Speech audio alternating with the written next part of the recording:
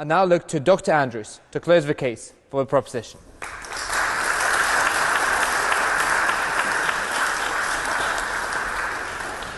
All right, so thank you for the invitation, thank you for coming. I wasn't going to start here, but I've heard a lot of things in my time, and believe me, Bob Marley will be on this side of the aisle. All right, I just want to say that 100%, and I explain why. All right, first thing first, in terms of this motion, is racism. Racism is not about individual prejudice. Racism is not about the individual white teacher who says bad things. I've been called a nigger probably 3 times by white people. Every single time I left. Why? There was no power. It was meaningless to me, right? And let's take a key case, Stephen Lawrence, right? Stephen Lawrence was killed by racists, but that wasn't what made it racism. The act itself was prejudice. What made it racism was how the police responded. Because he was black, they didn't do their job. And 20 years later, we have to still fight for justice. Racism is about power. It is about structures. And that is how we have to analyze it. Not in terms of individual prejudice and these ideas, not in terms of it's in terms of numbers, in terms of inequalities, in terms of unemployment, it's in terms of university inequalities, which are actually worse than school inequalities, right? And when we look at this, and we look at the society as a whole, I'm reminded of what Malcolm X said, not when he came here actually, it was a year after he came here. He said that the West, America, Britain, can no more provide freedom, justice, and equality than a chicken can lay a duck egg. And that's important. Racism is at the DNA, is at the heart of this country. We say Britain is, of course Britain is racist. That's the most obvious thing you could ever say. Britain is not only racist, it is built on racism and perpetuates racism on a daily basis, right? The 3 pillars of this country are genocide, slavery, and colonialism. That's a story you won't hear, but it is the truth. All of the wealth, this wonderfully esteemed place we are in today, is built on genocide, slavery, and colonialism. It is maintained on colonialism. It is maintained on racism. And as has already been said today by the other side, I think it was, the school system, what's the role of the school system? Is to perpetuate the society. So once you show indisputably that Britain is based on racism, then the school system can only perpetuate racism because this is the purpose of the school system. And this is really important to separate education from schooling. Now, I agree, education's wonderful. I love education. But schooling is a different thing. And what you get from nursery, primary school, secondary school, university, that is schooling. It is a system which is meant to control you. It is a system which is meant to perpetuate the inequalities in society. The venerable colleagues that the opposition mentioned here, Nkrumah, you could mention George Padmore, all these revolutionaries. They may have been schooled in a colonial system, they were educated outside of it. And they were educated to understand that that system can never provide freedom, justice, and equality in the same way that a chicken can never lay a duck egg. So let's look at the school system. Let's look at the school system, right? And let's look at the inequalities in the school system. Has it got any better? Now, in some ways, you can look at the stats and say this improvements, that improvements. Other ways, however, let's look at exclusions. Let's look at attainment. But let's actually shift the focus to here, to the university, as I said. I mean, you've got all these wonderful cases of students, Indian students, Chinese students doing really, really well in schools. Guess what? They come to universities, like this university, if they can get in. And what happens? The biggest inequality in schooling now is in the gap between white students are far more likely to get a 2-1 in the first than non-white students, even if they come in with all this wonderful schooling, right? What does that tell you? That tells you it's an institutional problem. Dr. Du Bois said quite profoundly, a system can never defend the people it was not supposed to protect. The point of schooling has never been to make it more easier for people like me to succeed. The point of schooling has always been to make it much more difficult for us to succeed.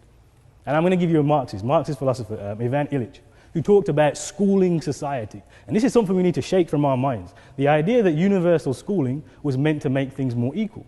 No. Universal schooling came in because of the economy, the structure of the work, etc., etc. That's the point of it, right? This is how you can tell what the role of the school is. 50 years ago, you had all these wonderful working class jobs. You didn't need skills. You didn't need to read and write. It was wonderful, right? In those times, only 5%, 3%, 4% of people went to university. Places like Oxford could be happily monocultural because it didn't really matter, right? 50 years later, you need a skilled workforce. You need people with degrees. So the unwashed masses, the dark people, the poor people, they're invited in. not so much to hear, but they're invited in more generally, right? That's the role of schooling. So this doesn't mean everything's got better, it doesn't mean anything's changed. Look at the system, look at unemployment. Even if you get your degree and you're black or Asian, you're much less likely to be employed, right? Look at the inequalities. They are still there, they are still just as bad. And what we should never do, and this is the point where Illich is talking about with credentials, right? So what this does is, giving out credentials, everybody has universal education. That actually makes it worse, because now you are justified in your place. I have a PhD, I therefore should get a good job. If you don't have a PhD, if you don't have 5 GCSEs, and you're fair enough. Of course you don't deserve to have a good job. Of course you don't deserve to be in a place of esteem. So we hand out these credentials, but hang on a second, the credentials they're not gained fairly. Much more difficult if you're working class, certainly. And no one would say that working class have it easy in the school system. Of course they don't. And they never have either. This idea that this is something new, that somehow working class boys, just white working class, have slipped through the nonsense. It's always been the case. Because guess what? The system is also classist, but it's very, very racist as well, right? So once you hand out these credentials, you're stuck. So I was a young man, came to my university from a poor background, black boy. Got a first. Got a first, came out, he's like, I got a first in business, I'm applying for this internship. Can't get on the internship because he did a B.Tech. B.Tech means you can't do that. That credential means you can't get on the internship, right? Your UCAS points are now more important than your actual university qualifications. That is sedimenting inequality. That's what schooling does. So please don't tell me that things have improved or got any better. An important part of this debate, So an important part of this to also then think about, because this happens a lot, right? I'm black, I'm African Caribbean boy. I'm an African Caribbean boy from Birmingham who went to a pretty terrible school. But look, I've made it, right? I'm here with my nice suit on in Oxford, I'm a professor, blah, blah, blah, right? But that's the wrong attitude, right? This is not about the few of us. Because the credentials are more difficult for black people and poor people, etc., to get, that doesn't mean the system has somehow got better. It doesn't mean the system has somehow improved, right? Because there's a few more black people in higher places, doesn't mean the system has improved. Because actually, for most people who look like me, you know, the unemployment rate for people who look like me in Birmingham is 50%. Young black Caribbean boys in Birmingham, 50% unemployment. That's crisis level. That's third world level unemployment in our cities in this country. So please do not tell me that anything has got any better. So we should never look at the few and say, well, look, the few, that's great, it's great, right?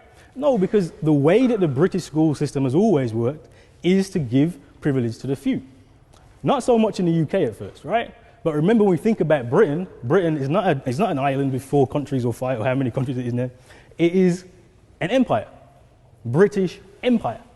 And this model of giving the few a bit of access, a bit of success, a bit of nice clothes and fine schooling, that's a way of colonial control.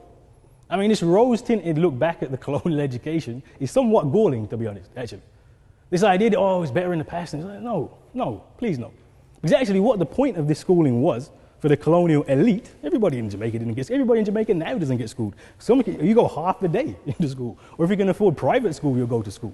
But the idea that this is somehow wonderful, has elevated school. I mean, look at Jamaica. Look at the Caribbean. Look at the levels of poverty. If that's the result of British school system, you know it's perpetuated racism, right? So the role of schooling in the colonies was always to give the few, some of the lucky others, the top of us, a role, was to train us into supplication. Was to train us into supplication. Was to train us into neo-colonialism. That's how you maintain a colony, right? You train the people who run the colony, and then they run the colony exactly how you want them to run the colony. All these great leaders of independence, they were basically handed over the place. Here, have Jamaica, hey, have Nigeria, have it. Because you're going to run it the same way we run it. So they're trained in neo-colonial economics. They're trained in structural adjustment. And they're trained in corruption. We like to blame Africa for corruption. These leaders were blaming for corruption the leaders that our school system has taught. Right? There's basically a conveyor belt that goes from the third world through institutions like this, the people who can afford it, and they get trained into neo-colonial economics, and that's why the countries are as poor as they are today, because the British school system teaches the people who run those countries. This is how the British school system perpetuates racism. That is the heart of racism, that the West is superior, the West is best, and all these other poor countries, you just have to supplicate yourselves. Point of information here. Supplicate yourselves to us. And the evidence of this is clear, because this isn't just a struggle, and I end on this. This isn't just a struggle here, Roads must fall starts in where? South Africa, British schooling system. Jamaica, they're having these same arguments. And the young people today are waking up and saying, no, days where you can do this are long gone. The British education system has been the enemy of advancement and the enemy of black and brown people for too long. And just to paraphrase Malcolm X to finish, the days are long gone when we allow the enemy to educate our children. Thank you.